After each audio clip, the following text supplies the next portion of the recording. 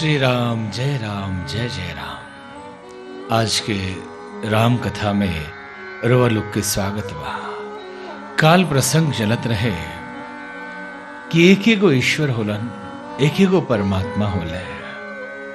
जब अलग अलग कार्य करनी वहां का तो रूप अलग अलग हो जाला। ऐसे ज्ञानी लोग अलग अलग रूप में उनकर पुकारेला और पूजेला। जब सृष्टि के रचना होला तो वो प्रक्रिया के ब्रह्मा जी कहल जाला। जब सृष्टि के पालन पोषण होला तो वो प्रक्रिया के विष्णु जी कहल जाला। और जब सृष्टि समेटे लागलन ईश्वर तो ओकरे के शिव जी कहल जाला। ब्रह्मा विष्णु महेश ये तीनों अलग अलग नहीं खन, एक ही शक्ति। यही से नु संत ज्ञानी लोग कहला एकम सद्विप्रा बहुधा बदंती। ईश्वर एगो बानी लेकिन अलग अलग रूप में हमने उनका के पुकारे ने। धर्म का हवा आज संसार में जितना लोग कोनो विश्व युद्ध में नहीं मरल, उससे ज्यादा धर्म के नाम के लड़ाई पर लोग मरल बा। धर्म तो जोड़े के सिखावेला, धर्म में मरला की क्या जरूरत बा। धर्म तो प्रेम सिखावेला। वास्तव में धर्म का हवा एगो तो पहले ही समझ ली कि एक बार राजा प्रसेनजित के यहां भगवान बुद्ध गए रहे। भगवान बुद्ध से राजा पूछलन कि हे तथागत, ईश्वर एक होलन कि अनेक होलन? तो भगवान बुद्ध कहने ईश्वर तो एक ही होलन, उनके अलग अलग ही रूप संसार में होला। जौना रूप में उनका के भजेला पूजेला वही रूप में भगवान प्राप्त हो जाने। तो फिर पूछलन कि जब ईश्वर एक ही होलन तो धर्म अलग अलग काहे बा? का धर्मो एक ही होला? तो भगवान बुद्ध कहनी कि राजा हम एकर जवाब तरह के काल देव। अगला दिन एगो हाथी मंगावल गईल और 4 ऐसन आदमी के बुलावल गईल जे जन्म से आन्हर रहे, जे जिंदगी में कभी हाथी ना देखले रहे।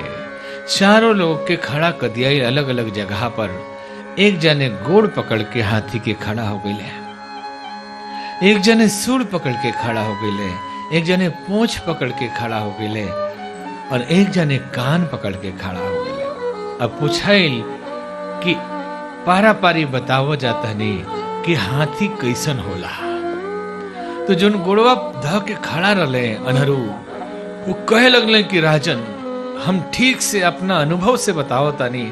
आज ले हम जौन छू के बतौले बानी कोनो गलत निके भइल। हाथी एगो खामा जैसन होला, हाथी एकदम खामा जैसन होला। हम देख के बता रहल बानी अपना मन के आंख से।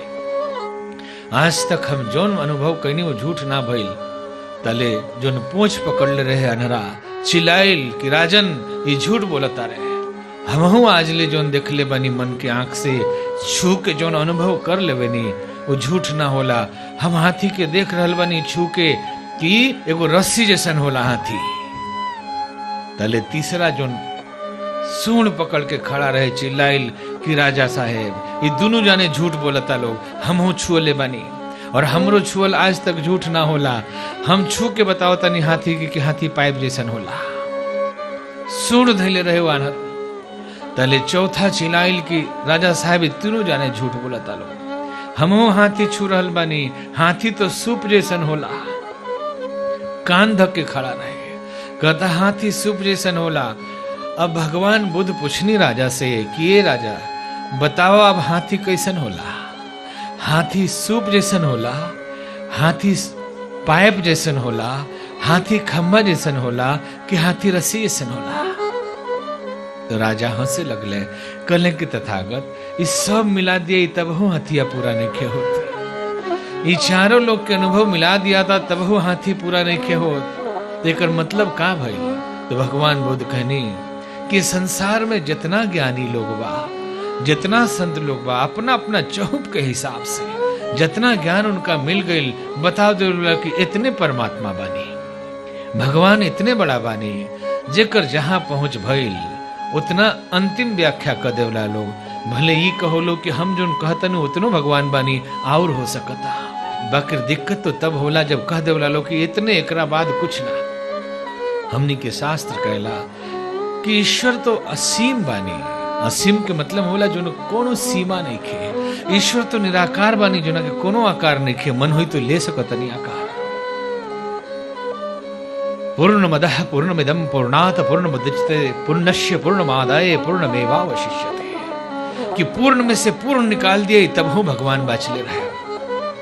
उमें डालियो दिया ही पूर्ण तब हूं भगवान बचले रहे। कई लोग कहला कि भगवान जी सृष्टि के रचना कैले बनी। हम तो कहने के ना भगवान सृष्टि के कहां रचना कैले बनी। तो ये कैसे रचना हो गई। भगवान सृष्टि के रचना नहीं कैले। भगवान ही सृष्टि है। ये सृष्टि भगवान के रूप है। वहां का आपन विस्तार कैले बानी तो ये सृष्टि बन गई बा। लोग कहेला कण कण में भगवान बानी। हम कहने की ना कण कण में भगवान नहीं की। एकर मतलब का भाई कण कण में भगवान नहीं की। यहाँ के जितना कण बा सब भगवान है। तो भगवान बुद्ध समझैनी कि राजा जितना संप्रदाय बा जितना धर्म बा वो एक ही परमात्मा के पावे खातिर अलग अलग रास्ता बा। जेकर जहां ले पहुंच भइल वहां ले बतैलक। बाकी हमनी की संस्कृति में तो अगाध ज्ञान भरल बा। इससे लड़ाई आपस में धर्म के नाम पे ना होके भी चाहिए। कबीरदास जी लिखले बने कबीरा कुआं एक है पनिहारी बर्तन सबके न्यारे हैं पानी सबके। कबीरा कुआं एक है परिहारी अनेक बर्तन सबके न्यारे हैं पानी सबके। इनार एके गो बा गांव भर के लोग उजा पानी भरे गइल बा। सब लोग के बर्तन अलग अलग बा। केहू का लगे बाल्टी बा केहू का लगे लोटा बा केहू का लगे कटोरा बा केहू का लगे छीपा बा। बकीर पनिया तो सब में एक गो जाई। वैसे ही धर्म अलग अलग होखो लेकिन उमे धर्म में भगवान तो एक गो ही है। वो पानी खनी। श्री राम जय जय। धर्म के बारे में बतावल जात रहा। धर्म का प्राचीन काल में रउआ देखी तो कर्तव्य के धर्म मानल जात रहे।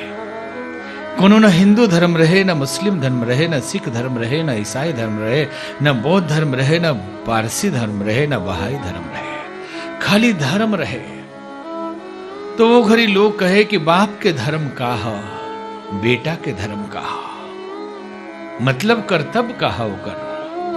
माई के धर्म का है भाई के धर्म का है। गुरु के धर्म का है और शिष्य के धर्म का है। राजा के धर्म का है प्रजा के धर्म का है। शिक्षक के धर्म का है छात्र के धर्म का है। ये सब कर्तव्य के रूप में धर्म के व्याख्या भइल रहे। लिखल बा धर्मो रक्षति रक्षिता। धर्म के रउआ रक्षा करी तो धर्म राव रक्षा करी। जब हम छोट रही बाल अवस्था में रही तो मन में हमारा प्रश्न उठत रहे कि कैसन कमजोर धर्म बा जेकर रक्षा हमनी करे तब ये हमनी के रक्षा करी। अरे धर्म तो ऐसा समर्थ होके के चाहिए कि हमनी कुछ करी ना करी वो हमनी के रक्षा करो। बकिर बाद में बुझाइल कि कर्तव्य धर्म है सदगुण धर्म है त्याग धर्म है तपस्या धर्म है प्रेम धर्म है संवेदना धर्म है। जितना सदगुण व सब धर्म है तो जितना अवगुण व सब अधर्म है। तो जब सदगुणन के हम अपना जीवन में हमने उतारे नहीं तो वह उतारल अनुभव में ले आयल आचरण में आयल सदगुण धर्म बन के हमने के एक दिन रक्षा करेला। प्रेम धर्म है। जब हमने प्रेम अपना जीवन में उतारतनी तो जितना वासना तृष्णा बा जितना जलन बा ये सब हमनी के परेशान करी तो हमनी के द्वारा रक्षित वो प्रेम वहां पे हमनी के रक्षा करी। ईमानदारी धर्म है। तो अगर ईमानदारी जीवन में राखल जाई तो ईमानदारी के राखल मतलब ओकर रक्षा कैली धर्म के। जब बेईमानी के अवसर आई तो यही ईमानदारी हमनी के रक्षा करी। धर्म सदगुण है। कहल जाला कि 3 प्रकार से धर्म के समझे के चाहिए। एगो के कहला नीति नियम। जो नियम होला धर्म के अंदर कहाँ बैठे के चाही, कैसे खड़ा होके के चाही, कैसे पूजा करे के चाही, का पहिरे के चाही, का खाए के चाही, का ना खाए के चाही, एकरे के नीति नियम कहाला। एकरे के अंग्रेजी में दार्शनिक लोग, फिलोसफर लोग कहेला मॉरलिटी और एथिक्स। तो धर्म के बाहरी जो स्वरूप होला, बाहरी जो आवरण होला, ऊपर वाला जो जामा होला, ओकरा के नीति नियम कहल जाला। और दोसर धर्म के भीतर जो चीज होला, ओकरा के तत्व ज्ञान कहाला। का है तत्व ज्ञान? जीव ब्रह्म और प्रकृति के आपसी संबंध समझ में आ जाए, एकरे के तत्व ज्ञान कहाला। तत्व ज्ञान के अंग्रेजी में कहला लोग मेटाफिजिक्स। और तीसर चीज बा जेकरा के आध्यात्म कहल जाला, अंग्रेजी में एकरा के रियल रिलीजन कहाला। कि जब आत्म तत्व के ज्ञान हो जाओ, आत्मा परमात्मा से मिले की स्थिति में आ जाए, यह सच्चा अध्यात्म और धर्म के मूल है। ये नीति नियम क्या है? जो नीति नियम बा पहिल का धर्म के, वो का है? नीति नियम भौगोलिक परिस्थिति, उम्र, मौसम के हिसाब से बदल जाला। जून के महीना में भारत में बड़ा गर्मी पड़ेला, लोग कूलर पंखा में बैठे रहेला। और वही जून के महीना में इंग्लैंड चल जाई, अमेरिका चल जाई, तो स्वेटर पहने के पड़ जाई, साल रजाई ओढ़े के पड़ जाई। तो नियम बा कि गर्मी में जून का महीना में कम कपड़ा पहने के चाहिए, तो अमेरिका में वो नियम ना चली। भौगोलिक परिस्थिति के हिसाब से नियम बदल जाला। हमनी के धर्म में इहो नियम बा कि साफ सुथरा फींचल धोल कपड़ा पहन के पूजा पाठ करे के चाहिए। बकरी हो लिखल बा कि उन्हीं कपड़ा में कोनो दोष नहीं खे। काहे दोष नहीं खे भाई? अरे भाई, दोष ऐसे नहीं खे कि उन्हीं कपड़ा एक दुगो रहेला, फेंचा जाए तो सूखी 3-4 दिन में। तो हमनी के सुविधा खातिर ही नियम बना दिया कि ओमे कोनो दोष नहीं खे। तो नीति नियम बदल जाला। अलग अलग क्षेत्र में वहां जिए खातिर जोन जरूरी रहे वही नियम बनावल गई। अब केहू कहे कि कुरान संस्कृत में काहे नहीं खे? जहां कुरान लिखाइल वहां उहे भाषा रहे, फारसी रहे, तो वहां संस्कृत में कैसे लिखाई? केहू कहे कि वेद फारसी में काहे नहीं खे? यहाँ फारसी ना रहे, बहुत बाद में यहाँ आइल बा इस्लाम, तो कैसे वेद फारसी में हो को? कोई कहे कि बाइबिल संस्कृत में काहे नहीं खे? जहां वो जन्म भइल होकर वो जा अंग्रेजी चलत रहे, तो अंग्रेजी में लिखाइल। हर जगह खातिर नियम जौन रहे, जोना से आदमी के सुविधा हो को नियम बना दिया।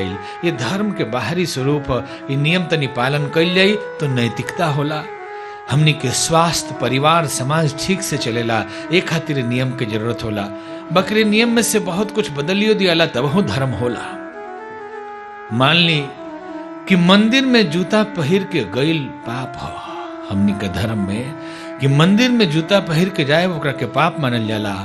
बाकी इंग्लैंड अमेरिका में ठंड के मौसम में तनी चर्च में चल जाई खाली पैर, बर्फ में जम जाए, तो पादरी साहब जूता पहन के चर्च में जानी प्रार्थना करे, तो कोनो उनका भगवान ना मिली है, उनको भगवान मिली है। बाकी नियम बनावल बा यहाँ खातिर। कहीं पानी कम होत होई तो कहल कि पानी तनी ऐसे ही डाल के काम चला लो, एजा तो पानी बा, 2-3 हाली डुबकी लगा ली, का फर्क पड़ता है? तो धर्म के स्वरूप बदलत रहेला। बाहरी स्वरूप, असली स्वरूप बा जीव परमात्मा प्रकृति के संबंध समझल और वो परम पिता परमात्मा के साथ एकाकार भइल। यह सच्चा धर्म है। आजकल तरह तरह के संस्था बनल बा, तरह तरह के गुरुजी लोग बा, और नया नया संप्रदाय खड़ा हो रहल बा। श्री राम जय राम, जय जय राम। आजकल प्राचीन काल में भी बहुत संत गुरु लोग भइल, आजकल भी बा, लेकिन ए जमाने में संस्था ढेर हो गई बा।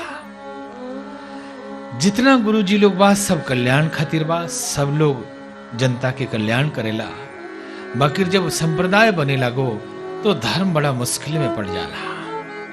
और दिक्कत इहो हो जाला कि दावा करेला लोग कि हमनी के संस्था बा, हमनी के गुरुजी बानी तो ये दुनिया चलता ना तो दुनिया खत्म हो जाती। ये सब संस्था वाला लोग यही दावा करता। अरे भाई, भगवान जी बानी तो ये दुनिया बा, अब भगवान जी बानी तो ये संस्था बा।